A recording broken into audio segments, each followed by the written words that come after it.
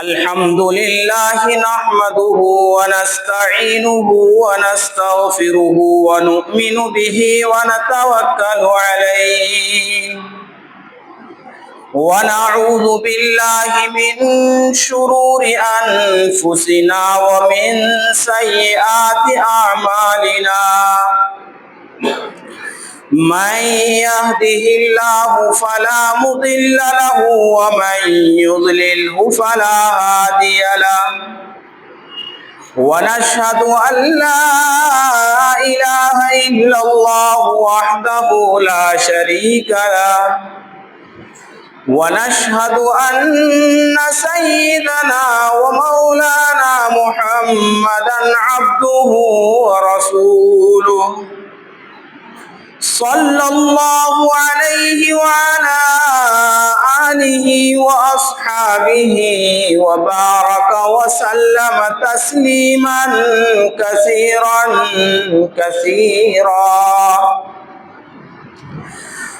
أما بعد فأعوذ بالله السميع العليم من الشيطان الرجيم بسم الله الرحمن الرحيم قد أفلح من تزكى وذكر اسم ربه فصلى وقال تعالى في موضع آخر ما آتاكم الرسول فخذوه وما نهاكم عنه فانتهوا صدق الله العظيم وصدق رسوله النبي الكريم ونحن على ذلك لمن الشاهدين والشاكرين والحمد لله رب العالمين۔ ایک مرتبہ عقیدت و محبت کے ساتھ درود کا نذرانہ پیش کریں۔ اللہم صلی علی محمد وعلی آل محمد کما صلیت علی ابراہیم وعلی آل ابراہیم انک حمید مجید۔ اللہم بارک علی محمد وعلی آل محمد کما بارکت علی ابراہیم وعلی آل ابراہیم انک حمید مجید۔ معزز و معتبر سامعین کرام، دور و دراز سے تشریف لائے ہوئے مہمانان اعظام، آج جمعہ کا دن بہت برکت والا اور یہ اپنے اندر ڈھیر ساری رحمتیں رکھنے والے دن ہے۔ جیسے اللہ تبارک و تعالی پوری دنیا کا حاکم محمد عربی صلی اللہ علیہ وسلم ساری امتوں کے حاکم، اسی طریقے سے رمضان کا مہینہ سارے مہینوں کے حاکم، اسی طریقے سے دنوں میں سارے دنوں کا حاکم جمعہ کا دن ہوتا ہے اور اپنے اندر ڈھیر ساری رحمتیں اور برکتوں کا نزول لے کر آتا ہے۔ اس دن کے بارے میں بڑی عجیب واقعات اور اس دن کے بارے میں اللہ کے نبی اکرم صلی اللہ علیہ وسلم کا فرمان ہے کہ بھائی جمعہ کے دن جو بھی انسان بالکل سویرے سویرے غسل کرتا ہے محض اس نیت سے کہ آج جمعہ کا دن ہے، میں پہلے مسجد جاؤں گا، آج جمعہ کا دن ہے میں جا کر کے میرے اللہ کو مناؤں گا، آج جمعہ کا دن ہے پورے 7 دن میں نے تو نماز نہیں پڑھی لیکن آج میں رب کی بارگاہ میں سب سے پہلے حاضری دوں گا، اس نیت سے جو بندہ یا بندی جو بندہ غسل کرتا ہے، جو بندی اس نیت سے غسل کرتی ہے کہ بھائی آج جمعہ کا دن ہے، مبارک دن ہے، مرد حضرات مسجد چلے جائیں گے، ہم عورت حضرات جو ہیں مستورات وہ اپنے گھروں میں عبادت میں مشغول ہو جائیں گے اور اللہ تبارک و تعالی اپنے فرشتوں کو گواہ بنا کر کے فرماتے ہیں کہ فرشتوں گواہ رہنا، اس جمعے سے لے کر کے اگلی جمعے تک ساری پریشانیوں سے اس کو محفوظ کر دیا ہے۔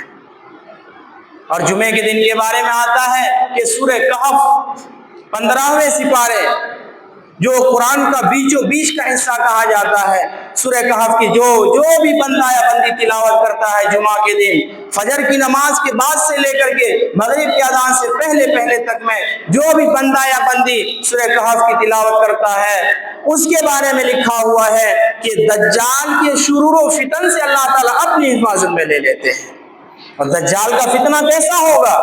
اللہ تبارک و تعالیٰ دنیا کے اندر اگر کوئی فتنہ سب سے بڑا برپا کرنے والا ہے تو وہ دجال کا فتنہ ہے۔ اور دجال کا فتنہ کیسا ہوگا؟ وہ فتنہ اس طریقے کا ہوگا، وہ خدائی دعویٰ کرے گا کر کے کہ میں خدا ہوں، مجھے رب مان لو، میں تمہارا اللہ ہوں، میں تمہارا خدا ہوں، مجھے خدا مان لو۔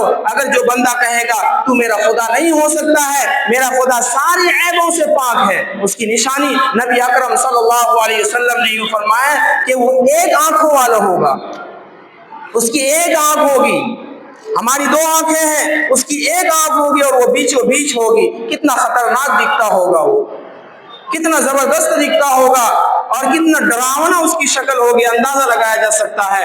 اس امت کے لیے سب سے بڑا فتنہ وہی دجالی فتنہ ہے۔ اللہ کے نبی صلی اللہ علیہ وسلم نے فرمایا کہ جو بندہ نیک ہوگا، اللہ کا چہیتا ہوگا، اللہ تبارک و تعالیٰ نے اس کو راہ راست پر رکھا ہوگا، وہ بندہ دجال کو دیکھتے ہی پہچان جائے گا اور اس کے پیشانی پر لکھا ہوا ہوگا۔ اور جو اس دین سے دور بھٹک رہا ہے، گمراہیوں میں گھسا ہوا ہے، وہ دجال کو خدا مان بیٹھے گا، وہ دجال کو اپنا اللہ مان بیٹھے گا، وہ دجال کو ساری چیزوں کا کرنے دھرنے والا سمجھ بیٹھے گا اور کہے گا بھی کہ ہاں آپ ہی میرے خدا ہو سکتے ہیں۔ کیوں کہ اللہ تبارک و تعالیٰ اس کے ہاتھوں ایسی ایسی کرتوتیں دکھائیں گے، اس کے ہاتھوں ایسے ایسے کرشمے دکھائیں گے، وہ کیا کہ کسی بندے کو وہ قتل کر ڈالے گا اور کہے گا زندہ ہو جا، تو بندہ زندہ بھی ہو جائے گا۔ یہ کرشمے اللہ اس کے ہاتھ سے دکھائیں گے۔ اللہ کے نبی صلی اللہ علیہ وسلم کا فرمان ہے کہ سب سے بڑا فتنہ اسی وجہ سے اس کو کہا گیا ہے کہ اللہ تعالیٰ یہ سارے کرشمے معجزہ تو نہیں کہہ سکتے ہیں، معجزہ تو نہیں کہہ سکتے ہیں، معجزہ صرف نبی کو عطا کیا جا سکتا ہے۔ یہ سارے کرشمے، یہ سارے ڈھونگ، یہ سارے کرتوت لے کر کے اللہ تعالیٰ اس کو بھیجے گا تاکہ اس امت کو آزمائے، اس امت کو پرکھا جائے کہ یہ مشکل گھڑی میں بھی کس کو یاد کرتا ہے۔ دیکھیں تو اس سے بچنے کے لیے اللہ کے نبی اکرم صلی اللہ علیہ وسلم نے ہمیں راستہ بتلایا ہے کہ اے مومنو، آسان راستہ تمہیں یہ بتلایا جا رہا ہے کہ اگر دجال کے فتنے سے بچنے ہیں، اگر دجال کی پریشانیوں سے بچنی ہے، اگر دجال کے ظلم سے بچنے ہیں تو سورہ کہف کی تلاوت کرو، جمعہ سورہ کہف کی تلاوت کرو۔ اور علماء مفسرین نے لکھا ہے کہ اگر جو پڑھنا نہیں جانتا ہے، اب تو ڈیجیٹل زمانہ ہو گیا ہے، موبائل پر بول کے بولیں گے کہ سورہ کہف کی تلاوت، تو پوری سورہ کہف کی تلاوت شروع ہو جائے گی۔ اب وہ دور آ چکا ہے، اگر آپ پڑھنا نہیں جانتے ہیں تو جمعہ کو صبح ہی صبح اس پورے سورت کی تلاوت سن ملیں گے، تو بھی اللہ تعالیٰ اس سورت کی برکت سے پورے ہفتے دجال کی فتنہ سے آپ کو محفوظ کر دے گا۔ جی، قرآن کے اندر وہ خاصیت، وہ خصوصیت اللہ تعالیٰ نے رکھ کر کے بھیجا ہے، کیونکہ قرآن ایک واحد ہی ایسی کتاب ہے کہ دنیا کے اندر اور بھی آسمانی 3 کتابیں اتری ہے، تورات، انجیل، زبور، ان ساری کتابوں کو اترنے کے بعد جب دیکھا کہ اللہ کے احکام تو ٹائٹ ہے، اللہ کے احکام میں ڈسمس نہیں کر سکتے ہیں، تو انہوں نے کیا کیا؟ تورات میں تبدیلی کرنی شروع کر دی، انہوں نے کیا انجیل میں رد و بدل کرنی شروع کر دی، انہوں نے کیا کیا؟ زبور میں اپنی مرضی کا اتارنا شروع کر دیا، جو اللہ کے احکام تھے اس کو مٹا کر کے اپنی مرضی کے قوانین لکھنے شروع کر دیے۔ گویا وہ تینوں کتاب کے جو بھی آسمانی احکامات تھے، آسمانی ساری باتوں کو انہوں نے مٹا کر کے اپنی مرضی کے سارے قانون، سارے قواعد، سارے اپنی مرضی کی لکھ ڈالے، اور آج تورات، انجیل، زبور، ان تینوں کتابوں کی کوئی گنتی نہیں ہے دنیا کے اندر۔ واحد ایک ایسی کتاب قرآن شریف ہے جس کو اللہ تبارک و تعالیٰ نے سراپا نور بنا کر کے بھیجا ہے۔ اور یہ قرآن کب اترا؟ اس کے بارے میں ایک جھلکی پیش کر دیتا ہوں. یہ قرآن کب اترا؟ یہ قرآن اس وقت اترا آقا نامدار جناب محمد رسول اللہ صلی اللہ علیہ وسلم دنیا کے اندر تشریف لائے، فوراً قرآن نہیں اتر گیا، بلکہ آپ صلی اللہ علیہ وسلم اپنی زندگی کا نمونہ مکہ والوں کے درمیان 40 سال تک پیش کرتے رہے. 40 سال تک آپ صلی اللہ علیہ وسلم کا اٹھنا، آپ کا بیٹھنا، آپ کا چلنا، آپ کا پھرنا، آپ کا سونا، آپ کا کھانا، آپ کا پینا، آپ کا تجارت، آپ کی معیشت، آپ کی معاشیت، ساری چیزوں کو مکہ والوں کے سامنے پیش کرتے رہے. کتنے سال تک؟ 40 سال تک. اس کے بعد 40 سال کے بعد جب قرآن کا نزول ہونا شروع ہوا، اس سے پہلے نبی اکرم صلی اللہ علیہ وسلم پورے مکہ والوں کو مخاطب کر کے فرمایا، اے مکہ والوں سن لو کان کھول کر کے، میں نے تمہارے اندر کتنی زندگیاں گزاری کہ 40 سال گزارے. کبھی تم نے مجھے جھوٹا پایا کہ نہیں؟ تم مجھے کیا خطاب سے نوازو گے؟ کہ امین و صادق کی خطاب سے نوازیں گے. اس کے بعد نبی اکرم صلی اللہ علیہ وسلم نے فرمایا اب سن لو کان کھول کر کے، اللہ تعالیٰ نے مجھے نبوت دے دی ہے. وہیں سے دشمنی شروع ہو گئی. اور ہاں 40 سال تک آپ صلی اللہ علیہ وسلم کی زندگی کا نمونہ اہل مکہ کے درمیان کیوں پیش کیا کرنا پڑا اللہ تبارک و تعالیٰ؟ کیوں پیش کیا اللہ تعالیٰ نے؟ اس وجہ سے تاکہ یہ قرآن اترے، یہ قرآن پنوں کے اندر اترے اور آپ صلی اللہ علیہ وسلم کی زندگی کو دیکھے، ادھر یہ قرآن دیکھے، ادھر یہ اس قرآن کا حلیہ دیکھے، تاکہ لوگوں کو جھٹلانے کا موقع نہ ملے، تاکہ لوگ جھٹلانے کی کوششیں نہ کریں، تاکہ لوگ پریشان کرنے کی کوشش نہ کریں. لیکن لوگوں نے ساری حدیں پار کر دی اور اللہ تبارک و تعالیٰ نے سراپا نور بنا کر کے اور اس کو ہدایت بنا کر کے دنیا کے اندر بھیجا. یہ سورہ کاف سے بات چلی تھی. سراپا نور اور ہدایت بنا کر کے بھیجا اس لیے کہ یہ آخری کتاب ساری کتابوں کا سردار ہے. اس کو لے کر کے اللہ تبارک و تعالیٰ نے نبی اکرم صلی اللہ علیہ وسلم دنیا کے اندر ساری کتابوں پر مہر لگا کر کے بھیجا اور یوں فرما دیا کہ اس کتاب کو جو بھی پڑھو گے، اس کتاب کو جو بھی اپناؤ گے، اس کتاب کے کہنے کے مطابق جو بھی زندگی گزارو گے، وہ اس دنیا کے اندر بھی کامیابی پا جاؤ گے اور آخرت میں بھی کامیابی مل جائے گی. لیکن آج ہمارے حالات دیکھ لیں، ہمیں موبائل دیکھنے سے فرصت نہیں. ینگ ایج کے جو لڑکے ہیں نا، ان کو پاپ جی فری فائر سے فرصت نہیں. بالکل یہ حقیقی بات میں آپ کے سامنے کرنے جا رہا ہوں.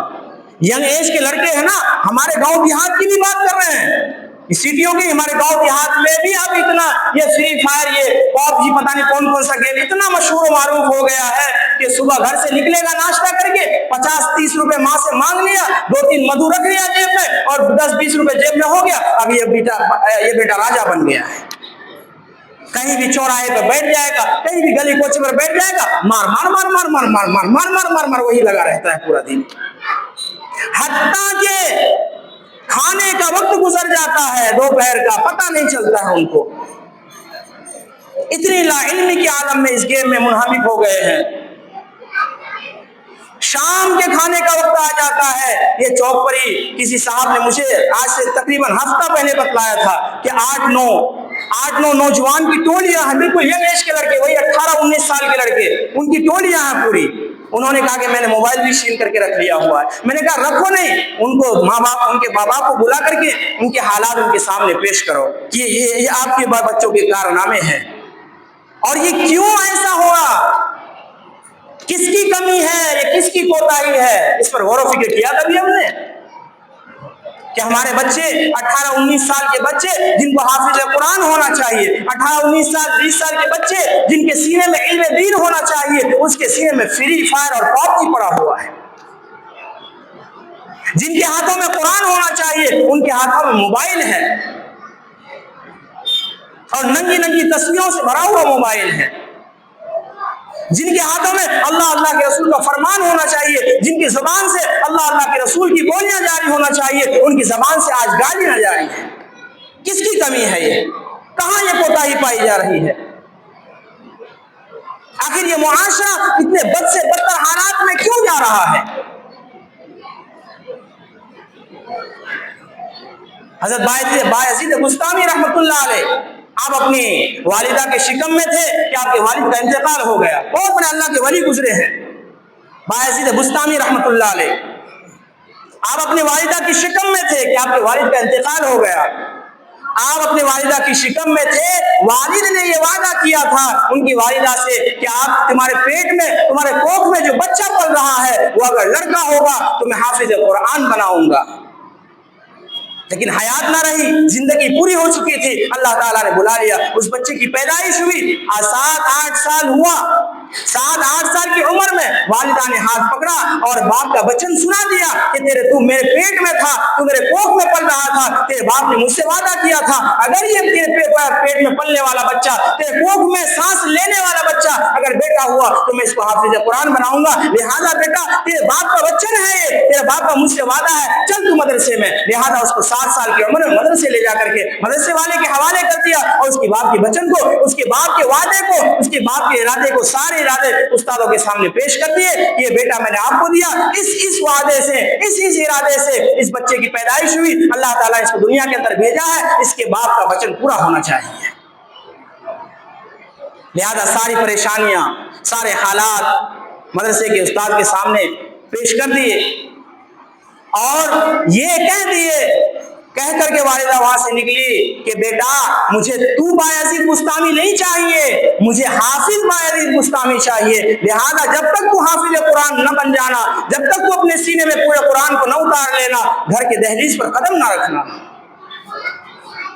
چنانچہ معصوم 6-7-8 سال کا بچہ ہفتہ 10 دن رہا ہوگا، اس کو ماں کی یاد آئی، اس نے اپنے استاد سے شکایت کی کہ ماں کی بہت یاد آ رہی ہے، مجھے گھر جانے کی اجازت دی جائے، تو استاد نے ان کی والدہ کی ساری باتوں کو یاد کیا، اس کے کان میں گونجنے لگی، اس کی والدہ نے کہا تھا کہ مجھے حافظ قرآن بایزید چاہیے، مجھے حافظ قرآن بایزید چاہیے، جب تک اس کے سینے میں پورے قرآن نہ اتر جائے اس سے پہلے میرے کے دہلیز پر قدم نہ رکھے۔ اب ماں کی باتیں بھی یاد آ رہی ہے، اب استاد کو اس کی معصومیت بھی پریشان کر رہی ہے، کرے تو کرے کیا، استاد بیچارہ بیچ میں پھنس گیا۔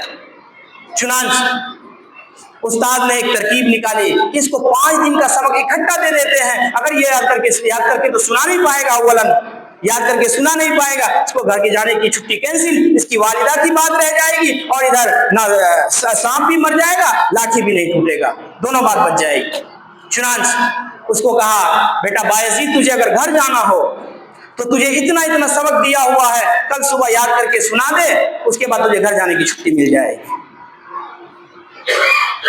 اب شام کے وقت میں حضرت بایزید بستامی رحمۃ اللہ علیہ کتاب کھول رہے ہیں، دیکھیں کہ 5 دن کا سبق اتنا زیادہ ہے اور یاد ہونا ممکن نہیں، یہ تو بہت مشکل کام ہے۔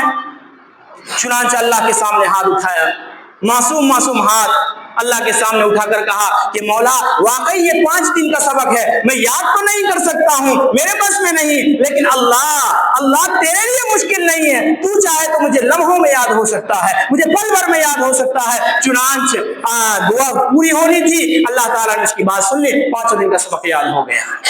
صبح استاد بیٹھے کلاس میں، سامنے سبق لے کر کے آیا، 5 دن کا سبق بغیر کسی غلطی کی ایک ہی بیٹھک میں سنا کر کے بیٹھ گئے۔ اب جو ہے استاد بھی پھنس گیا، کیونکہ اس کی والدہ کہہ کر کے گئی تھی کہ مجھے خالی بایزید نہیں چاہیے، حافظ بایزید بستامی چاہیے، لہذا اب تو یہ 5 دن کا سبق بھی سنا کر کے بیٹھ گیا، اب کیا کرے؟ استاد بھی مجبور ہو کر استاد نے کہا ٹھیک ہے بیٹا جاؤ، کوئی حرج کی بات نہیں، ماں سے مل کر کے جلدی آ جانا، گھر پہ رکنے کی کوشش، ٹھہرنے کی کوشش نہ کرنا۔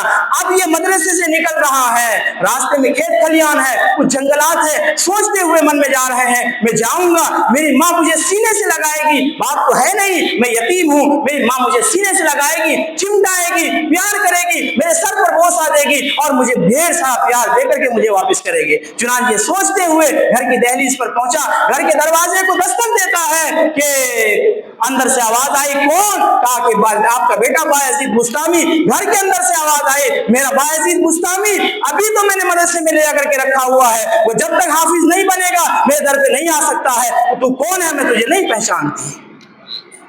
اب یہ بیٹا ساری ارمانوں کو لے کر کے دروازے کی دہلیز پر بیٹھا ہوا ہے، کافی دیر تک سوچا، رویا، وہی تھوڑی دیر رو کر کے واپس مدرسے میں تشریف لے آئے۔ مدرسے میں آئے اور آ کر کے مدرسے میں مایوس بیٹھا ہوا تھا۔ استاد محترم نے پوچھا کہ بیٹا کیا بات ہے، کیا ماجرا ہوا؟ تم تو گھر گئے تھے، خوشی خوشی لوٹنا چاہیے، تم پریشان ہو، مایوس ہو، کیا وجہ ہے؟ وجہ تو بتاؤ۔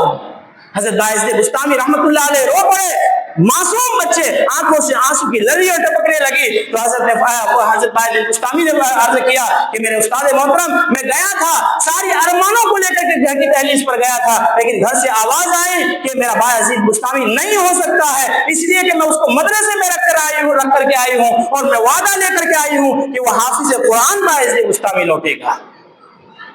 اب جو ہے یہاں سے لگن، محنتیں، اور حضرت باعث بستامی رحمت اللہ علیہ نے اپنے استاد محترم سے کہا حضرت آپ میرے لیے دعا کر دیجئے کہ اللہ تعالیٰ مجھے بسوئے بآسانی منزل مقصود تک پہنچا دے، یعنی حافظ قرآن بآسانی مجھے بنا دے. یہ دعائیں کروا رہے استاد سے، محنتیں کرتے رہے. 21 سال کی عمر میں حافظ قرآن بنے. 21 سال کی عمر میں تقریباً 14 یا 15 سال کے بعد حافظ قرآن بن کر کے گھر لوٹے. گھر کی دہلیز پر آواز دی کہ کون؟ اس سے پہلے اللہ تبارک و تعالیٰ ان کی والدہ کو بطور الہام کے خبر دے دی تھی کہ تیرا باعزید اب جو حافظ قرآن بن کر کے لوٹ رہا ہے. ادھر استاد محترم نے اپنی پگڑیاں، رات میں سوئے استاد محترم، اور رات میں نبی اکرم صلی اللہ علیہ وسلم خواب میں آئے. خواب میں دیدار ہوا نبی اکرم صلی اللہ علیہ وسلم کی. آپ صلی اللہ علیہ وسلم نے فرمایا ان کے استاد محترم سے کہ باعزید بستامی اس کی قبولیت باری تعالیٰ کیا ہو گیا ہے، ان کو ولایت کا درجہ دیا گیا ہے، لہذا اپنی پگڑی اتار کر کے ان کے سر پر رکھ دیا جائے. چنانچہ صبح ہوتے ہی ان کے استاد محترم نے حضرت باعث بستامی رحمت اللہ علیہ کہ اب سر پر یہ سارے خواب کے بیان کرنے کے بعد، وقت مختصر ہے، یہ سارے خواب کے بیان کرنے کے بعد اپنی پگڑی اتاری، اس کے سر پر رکھ دی اور خواب کو بیان کر کے آپ نے اپنے شاگرد حضرت باعث بستامی رحمت اللہ علیہ کو وہاں مدرسے سے باعزت ان کو گھر کے لیے روانہ کر دیا. ادھر ماں کو بھی اللہ تبارک و تعالیٰ نے بطور الہام کی خبر دی تھی کہ تیرے بیٹے کی قبولیت ہو چکی ہے اور وہ قبولیت کے ساتھ لوٹ رہا ہے اور بہت بڑا میرا ولی بن چکا ہے وہ.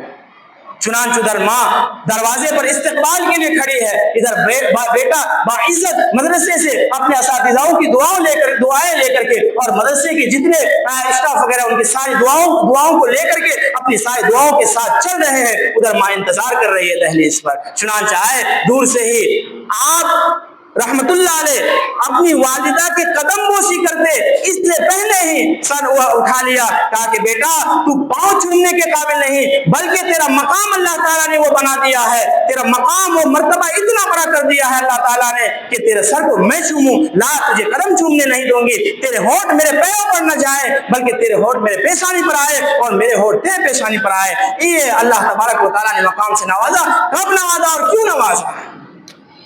بات تو یہاں ہے نا. ڈائریکٹ کیا اللہ کے ولی بن گئے؟ ڈائریکٹ اللہ کے ولی بن گئے؟ نہیں میرا بھائی. ان کی والدہ کی قربانی دیکھیں، ان کے والد کا شوق اور جذبہ دیکھیں. آج ہمارے یہاں اگر کوکھ میں بچہ ہوتا ہے تو پلاننگ چل رہی ہوتی ہے. اگر بیٹا بھیلو تو پہلے 10 سال تک مسعود اکیڈمی کا کھیل، اکر بعد APS کرڑیا، اکر بعد رجو خر اسکوٹش، اس طریقے کی پلاننگ چلتی رہتی ہے. اگر بیٹی بھیلے تو مربلہ چپک مدرسہ زندہ باد، بیٹا بھیلی تو اسکول پڑھے بھی بڑھیا بنے بھی تاکہ بعد ہم لات مارے مگر آسانی ہوئے. بیٹی بھیلی دھوکت نہیں ہو پڑھے وہ چولہے میں کھالگت رہتی. اس طریقے کی پلاننگ چلتی ہے. نہیں میرے بھائی، بچہ جب ماں کے کوکھ میں آ جائے نا، اللہ تبارک و تعالیٰ سے خوب لو لگانی چاہیے. حضرت حکیم الامت حضرت مولانا اشرف علی تھانوی رحمۃ اللہ علیہ کے یہاں کا معمول تھا کہ جب ان کے ارد گرد میں، ان کے رشتہ داروں میں، ان کے خاندانوں میں جب کوئی ماں پیٹ سے ہوتی، یعنی ان کی کوکھ میں بچہ ہوتا، اسی وقت سے ان سے سارا کام کروانا بند، کہ ان کا ایک ہی کام ہوتا کہ تو 5 وقت کی نماز پڑھ اور پورے دن قرآن کی تلاوت کرتی رہے اور اللہ اللہ کرتی رہے. اس لیے کہ کوکھ میں جو بچہ پلے گا نماز کی پابندی سے، قرآن کی تلاوت کی پابندی سے، اللہ اللہ کرنے سے اس بچے کے اندر ایک نور پھوٹے گا اور وہ ماں کے پیٹ سے ہی ولی بن کر کے نکلے گا. یہ ہوتی تھی، یہ تربیت ہوتی تھی. آج ہمارے یہاں کیا ہے؟ اگر بچہ ماں کے کوکھ میں پل رہا ہے، 5 مہینے 6 مہینے کا ہو گیا، اب ماں کام نہیں کر پا رہی ہے تو پورے دن موبائل پر سیریل دیکھتی ہے، پورے دن موبائل پر تماشے دیکھتی ہے، پورے دن موبائل پر وہ ٹھونگے لگاتی ہوئی عورتوں کو دیکھتی ہے. تو اثر کیا پڑے گا؟ پھر تو فری فائر وہ PUBG والا ہی بچہ پیدا ہوگا نا. کیونکہ ہم نے شروع سے تربیت اور تعلیم ہی وہی دے کے رکھی ہے. اس لیے ہم اپنے معاشرے کو درست کریں, اپنے معاشرے کے حالات پر غور و فکر کریں, اپنے اہل و عیال پر غور و فکر کریں, تاکہ ہمارا معاشرہ, ہمارا مستقبل آگے چل کر کے درست اور راہ راست پر رہے, تاکہ ہماری بھی آخرت کی منزل ہمارے لیے آسان ہو جائے. اللہ تعالی ہمیں ان کہی سنی باتوں پر عمل کی توفیق عطا فرمائے. ایک اعلان ہے, جمعیت علماء ارریہ کی طرف سے ایک فرد آیا ہوا تھا, انہوں نے ایک رسید دی ہے ممبران میں داخل ہونے کے واسطے, ممبر بننے کے واسطے انہوں نے ایک رسید دی ہے, 10 روپے کی رسید ہے. باہر حضرت مولانا سرور صاحب